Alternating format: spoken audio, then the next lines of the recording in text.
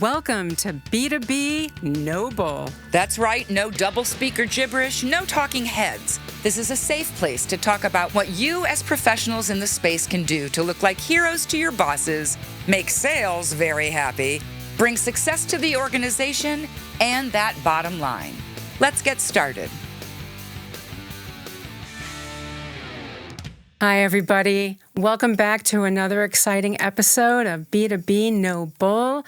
We are the podcast that tries to strip away all the jargon, all the acronyms, all the marketing doublespeak, and just tell it like it is. And today we're actually I'm Liz Brohan, and I'm here with my brother Mark. Mark, you want to say hello? Hello. So today we're going to dive in on kind of a spicy topic, right? We are going to be talking with an expert on B2B marketing agencies. And we want to talk about what does evolution for marketing agencies look like? And of course, what are some of the pain points they're experiencing? And so with us today is Mark Schneider.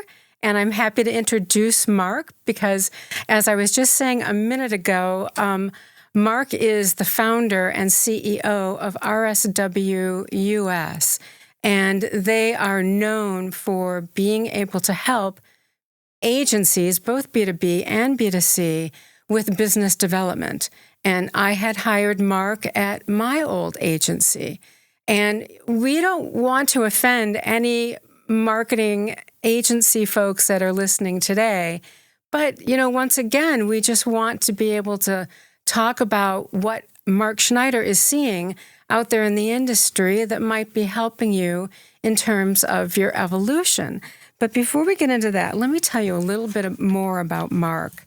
So like I said, he has been, running this firm for quite a long time, helping agencies develop new business. He also runs another side of the business where he helps maybe smaller clients find a great agency fit. So there's like a selection service that he also runs. And he's been operating in the marketing and advertising arenas for years and years and years, right? Wow. He first came to marketing and advertising via an internship at Needham, Harper, and Steers, which is now DDB Needham, which everybody knows. It's super famous. And he has spent close to 10 years before that, right, or maybe after that, with SC Johnson and also KAO brands. He's also somebody, I think, who's tapping into the younger generations really well because he believes in a work-life balance. Mark has some really interesting hobbies.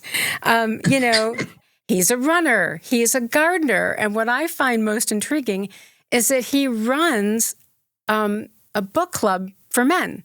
And I think they read both fiction and nonfiction. So I think we all saw the headline this week that I think readership for Joy is way down, but not in this room. So welcome, Mark. I really appreciate it, Liz and Mark. Thanks so much for the introduction. And you gotta keep it interesting to keep it interesting. Well, do appreciate you inviting me here today. Well, you know this pain the agencies are going through inside and out here. Let's start with what everybody thinks they're doing in positioning, but are they? Especially because things are changing so fast in the digital world alone. And is that a good place to start? Yeah, I mean, it's funny because when I started RSW back in 2005, it wasn't long after that I had an opportunity to present to a group of about 15 agencies, smaller agencies of varying types and sizes, and asked them to write out their elevator pitch. And probably 13 of the 15 agencies basically said the same thing.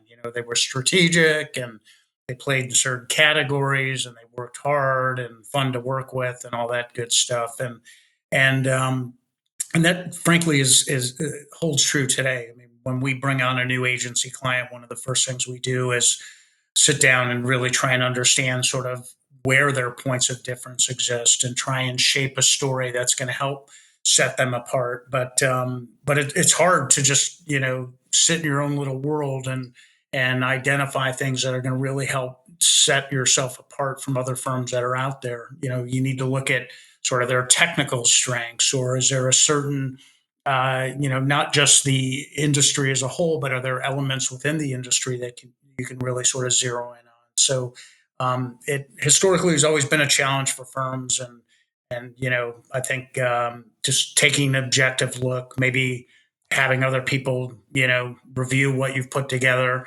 in terms of positioning is probably a good way to go.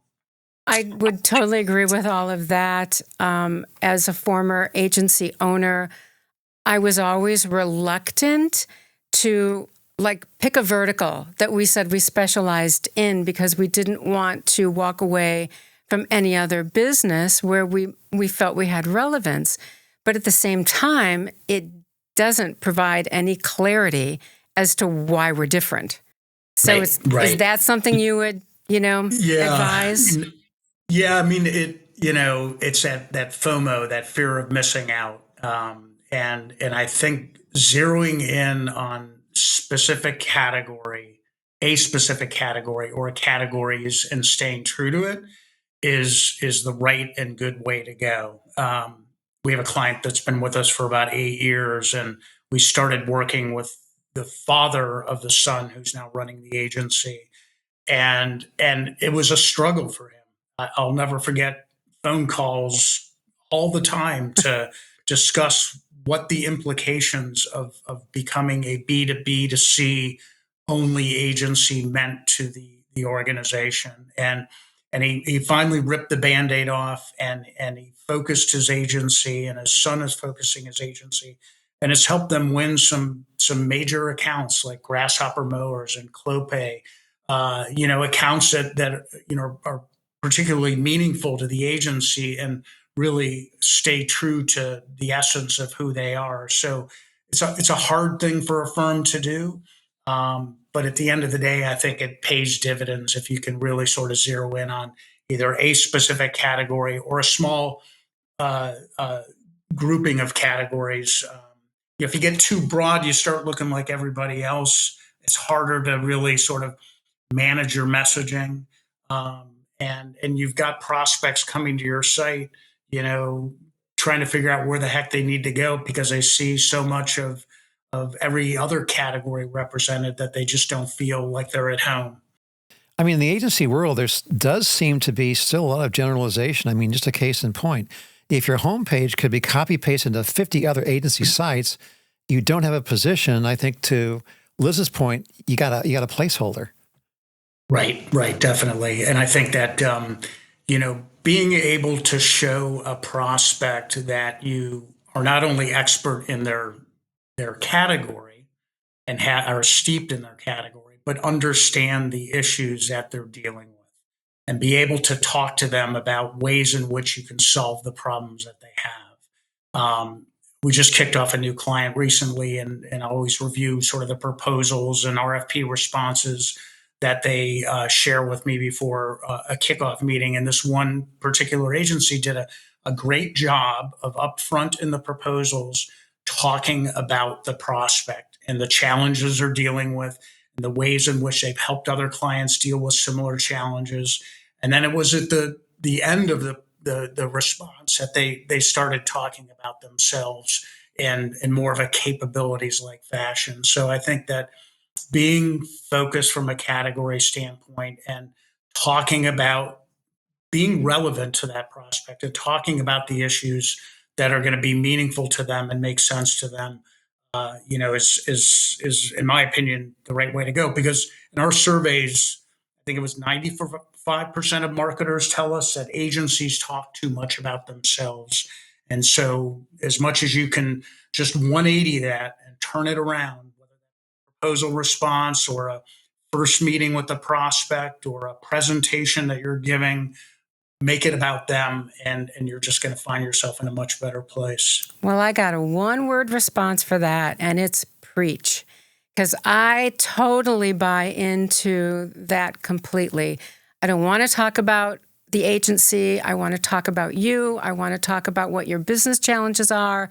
And I want to be extremely relevant in the solutions that I bring to the table for your firm. So, You're absolutely yeah, right. so I think, Yep. the more you keep saying that and the more people hear it, the better off they're going to be in terms of developing new business relationships. You're absolutely right. Absolutely. My script here says boom, but since I just finished Al Pacino's book, Sonny Boy, I'm going to give you a hoo-ha. So, but to follow our conversation here, if you're constantly writing your first industry white paper during kickoff, like you're summing up here, it's simply too late. You're absolutely right, and I think that just nice. I think as it relates to like thought leadership, you know, critically important that you help prospects and clients know that you're ahead of the curve and that you're there to be a good, helpful, strategic partner for that marketing client. I think in our surveys, marketers rate agencies as a 6.2 out of 10 and being excellent partners. And marketers today are being asked to do so much more with less that they're seeking out information. And so if you can be out there with good quality blog content that's value added, sharing ideas with not only prospects, but with the clients that you have and let them know that you're there. What I tell our clients and prospects is you want to make that marketer feel, or that prospect, I should say, feel like you're not trying to win their business, but you're there to be a good, helpful, strategic partner. And that's the same holds true on the client side. When you're dealing with your clients, you want to show that client that you're not just there to solve the communication or creative challenge that they're having, but you're there to help move their business forward in whatever way you can. And so you're absolutely right. I mean, if you're just writing your first white paper when you're, showing up at the table for that presentation with that prospect, that in my opinion is far too late. Yeah, absolutely. And I was also wondering, so you had said that some of your corporate clients would look at an agency and give them a 6.2% rating in terms of being a good business partner. What else are they saying behind our back? What else do they need? Well, as you mentioned up front, I do run an agency search firm. We don't do a ton of searches. A lot of marketers we're finding are running their own searches these days. But when marketers do come to the table looking for a new agency, they usually come to the table for one of two reasons. One is they wake up and realize that their agency isn't really keeping them ahead of the curve. They get calls from other firms, emails from other firms introducing new technologies or new processes, new ways of thinking about the business, and their agency of 20 years is doing none of that. The other reason is they wake up one day and realize that they're the ones bringing all the new ideas to the agency, asking them for their opinion, and it's never the other way around. So I've seen plenty of relationships that have been super long standing and everybody's happy, but that marketer wants to move their business forward and the agency just isn't equipped or prepared to be able to carry that client to the next level, or just hasn't been proactively sharing information with the client to let them know that they can do the things that they want them to do. You just fall into sort of this comfortable relationship where you think everything is fine. The orders keep coming in. You don't need to think outside the box. And then one day it just starts falling apart on you. Yeah, absolutely. And I also wonder, because you just brought it up a minute ago, technology is outpacing almost all of our abilities to even keep up. But that's the agency's job, right? We need to keep up. And would you go as far as to say that we need to lead our clients as all of this evolves? I think so, yeah. And it I think to stay on top of trends, to know what kind of technologies exist out there, not chase the shiny objects, but find things that you can bring to your client and show them how it applies to their business, how it's going to help move their business ahead. Because not only are marketers being asked to do more with less, but marketers are having to prove out the value of everything that they're doing. So data is key, not for the sake of data, but being able to show the marketer the value and the ROI of the things that they're doing for that particular client. You know, AI is another area where there's a bit of a tension point between agencies and marketers to some degree, where marketers are just wondering, like, what am I why am I paying this agency this fee if AI is the one the element sort of generating the ideas for my business. And so marketers need to think about sort of how to manage situations like that. I've got a new agency client down in Atlanta. They're a design firm, and design firms are probably the most vulnerable of agency types as it relates to AI. That and probably content marketers as well. But the way they look at AI and the way they communicate it to their clients is AI. The universe is relatively finite. And if you search for the same topic I'm searching for, we're probably going to end up with the same body of information. And what really wins the day is smart, strategic thinking and high value creative development that I can bundle on top of that AI foundation and carry it to a whole nother level. So I think just being really proactive in how you're managing the relationship as it relates to something like AI, and then also being on the forefront of new technologies, being able to help clients again sort of prove out the value of what they're doing. All those kind of things I think are super important in just developing and maintaining a relationship with a marketing client. I've been a B2B reporter for an awfully long time, and I've traveled in a lot of vineyards. And the more the monoliths, and I can think of some monoliths in your area down there in Cincinnati. A lot of these organizations still to this day do not move fast. My point, though, is the B2B marketing gang, especially with the generative AI stuff and now the agentic world is coming on pretty fast here. They're always kind of the tip of the spear on a lot of new things for the organization. And maybe the organization doesn't know it, but the marketing team does. So that can build fast and too fast, and that can build tension between the client and the agency. I would think that's an awfully fine line to walk, especially these days. So how does an agency do that? When you say fine line to walk in terms of the tension, what's good for them that you were talking about that they may not know about, but yet you're the agency, charged with keeping your client out there and on the forefront with the new technologies. You're aware of them as the agency, but maybe they're not as the customer. So that's a tension point. So how do you balance that? It is definitely, and I think that communication. It's sort of a relatively simplistic answer, but I think that using any opportunity you can to stay ahead of your marketing client. Not many. I'm gonna get a little bit off topic here, but not many agencies have great organic new business programs sort of baked into their organization.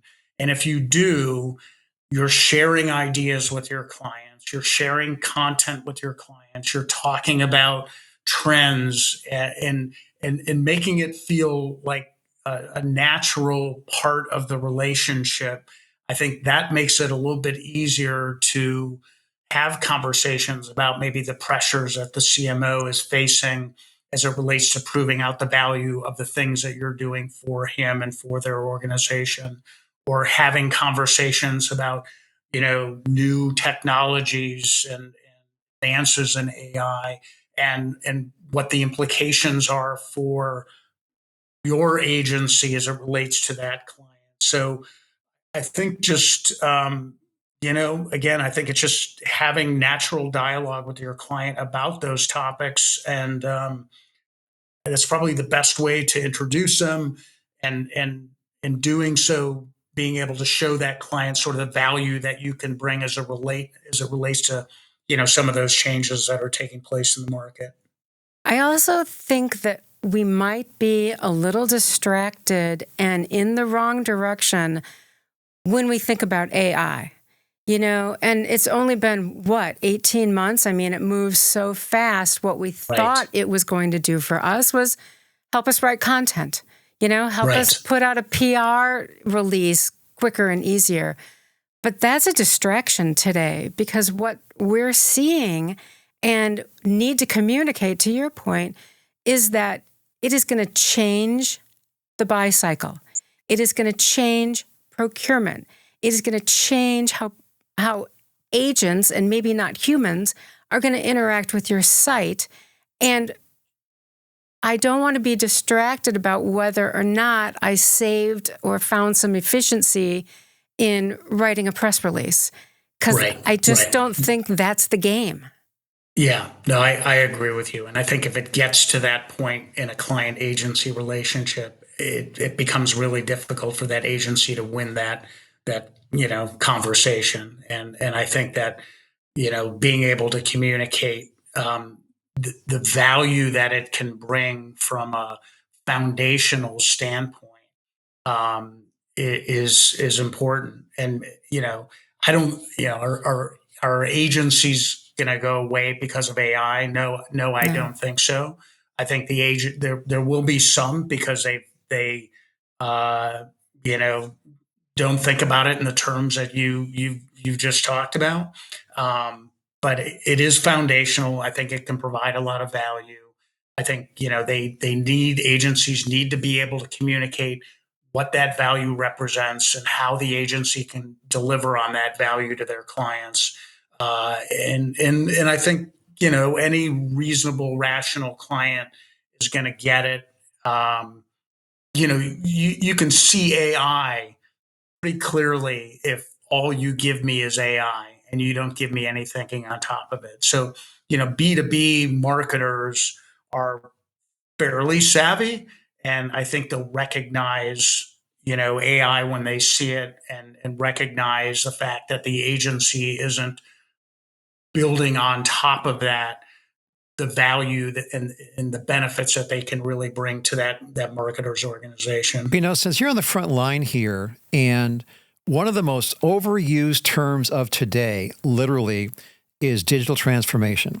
But now, having said that, there's just a lot of change that has to go on. So I think here, even though it might be overused, digital transformation is indeed a key term here. So agencies, as you've been speaking about here, have to transform. But how do you do that? I mean, what's your best advice on transforming anything from workflows and testing environments to how you pitch press releases and get buyback into that or procurement? And then what are the pain points and how do you overcome them? Sorry for the multi-long question here, but No, that's okay. At the I think end of the day here is how do they transform? What's your best advice there? Well, I would almost argue that if they aren't transformed by now, The train left the station. they may want to find a new job. All right. No, I mean, somewhat serious. I mean, if they're playing in the digital space right now, and they have fully sort of transformed, the nature of what they do, then it really boils down to how am I going to stay ahead of the game? I talked about on the agency search side, what marketers are looking for are agencies that keep them ahead of the curve. So just because I've evolved today doesn't mean that the way I look today is going to be of value a year from now or 2 years from now, because so much is changing so fast that you need people in your organization that can help you stay on top of it. Just another agency that recently came on board, they've got a strategist who's dedicated to AI as an example and understanding what what's happening in that space and how to leverage what's happening in that space and use it to the benefit of their clients. So if you an agency feels like they have fully digitally transformed themselves, the key now is staying ahead of the game.